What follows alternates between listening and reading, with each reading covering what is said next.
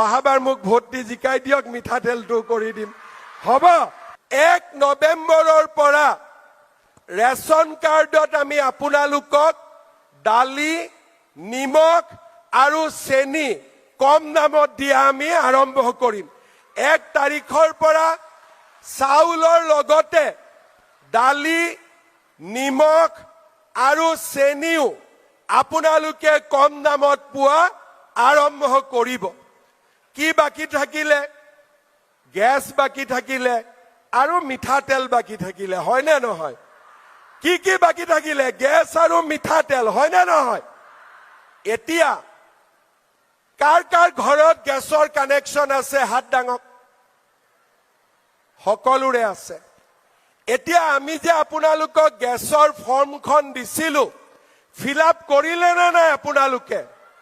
কোনে কোনে fill up কৰা নাই হাত দাঙকচোন।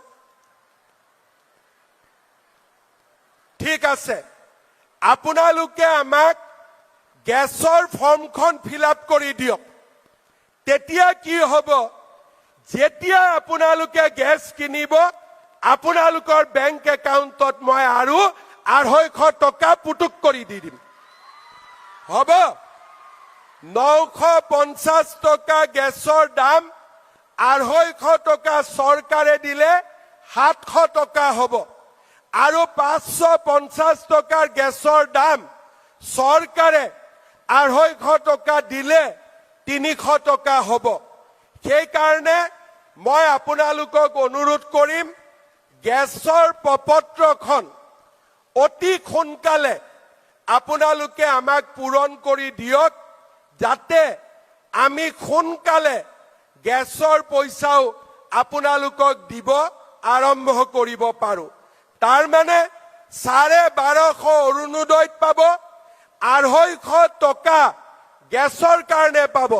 কিমান হল তেতিয়াহ'লে? দুইটা যোগ কৰিলে কিমান হল? 1500 হল, হয় নে নহয়? এতিয়া বাকি থাকিলে মিঠাতেলটো। অহাবাৰ মোক ভোট দি জিকাই দিয়ক, মিঠাতেলটো কৰি দিম। হ'ব?